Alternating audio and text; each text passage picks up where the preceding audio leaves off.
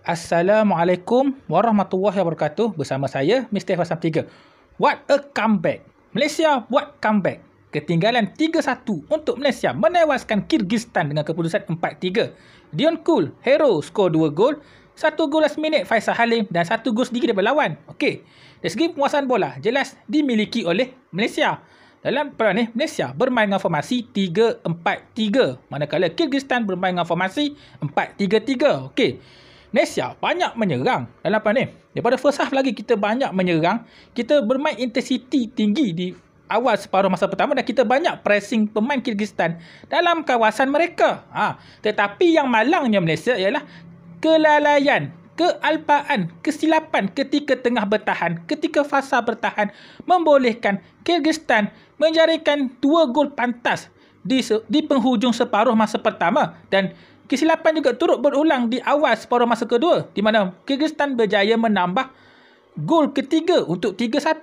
Tetapi game changer untuk Malaysia bermula bila mana Akhyar Rashid dimasukkan, Enric Dos Santos dimasukkan dan Paulo Josue dimasukkan.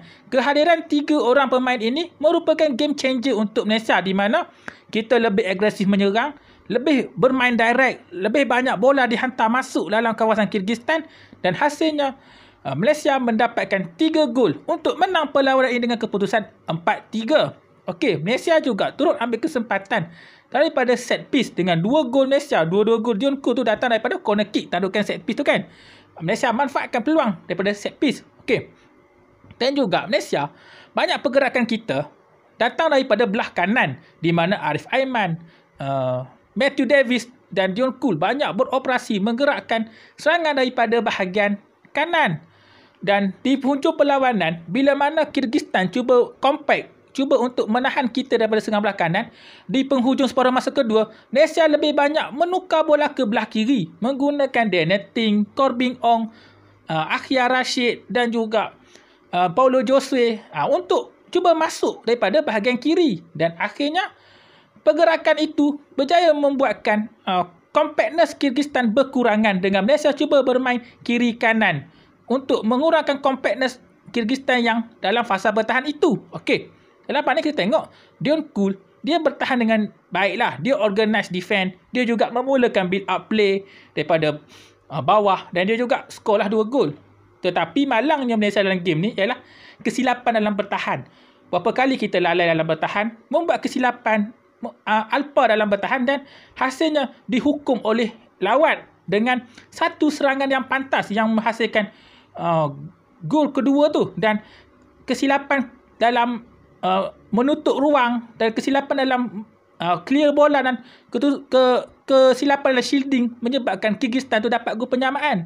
Tetapi di second half memang pertukaran masuk 3 pemain itu game changer, merubah Malaysia. Dan kita tengok midfield Malaysia di separuh masa kedua sedikit hidup lah. Midfield Malaysia di separuh masa kedua berbanding dengan first half. First half kita bermain dengan sistem 2 pivot dengan menahan asakan di tengah. Tetapi second half bermasukkan Enric dengan Paulo Josue yang lebih serangan.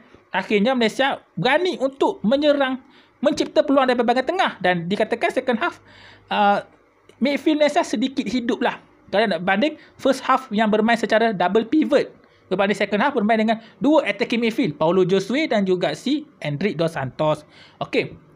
Malaysia ni juga kadang-kadang di posisi serangan selepas Darren Lock keluar, Malaysia dilihat kerap bertukar posisi. Kadang-kadang kita tengok Faisal Halim akan main sebagai false 9, kadang-kadang Arif Aiman akan main sebagai false 9, kadang-kadang Paulo Josue turut juga kadang-kadang menggantikan sebagai false 9. Jadi ada saling bergilir posisi sebagai false 9 dan itu menyebabkan beberapa pergerakan Malaysia dari segi off-ball movement berjaya membuatkan pertahanan Kyrgyzstan yang dilihat agak compact pada awal semasa kedua akhirnya makin longgar dan akhirnya berjaya Malaysia mendapatkan 3 gol. 2 hasil pergerakan dan 1 set piece tandukan Dion Kul.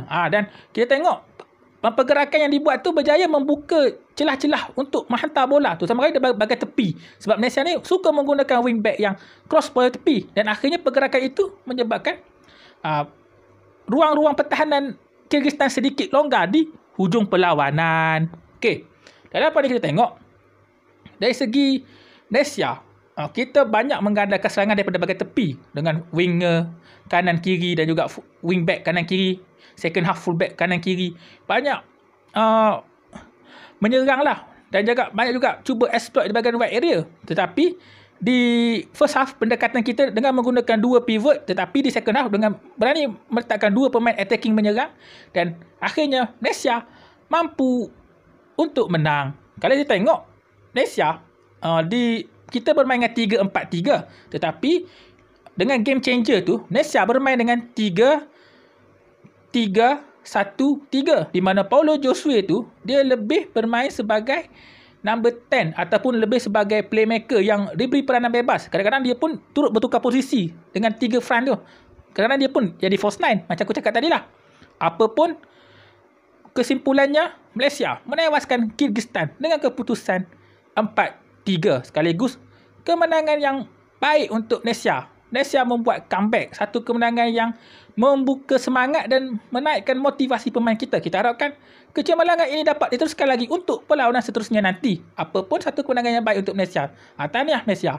Okey, setakat sajalah konten kita kan ni. Kalau korang suka konten saya, boleh like, share, komen dan subscribe channel YouTube ni. Kita jumpa lagi, okey? Assalamualaikum warahmatullahi wabarakatuh. Bye. Semangat, semangat, semangat, semangat, semangat, semangat. Assalamualaikum. Malaysia boleh, Malaysia boleh, Malaysia boleh, Malaysia boleh.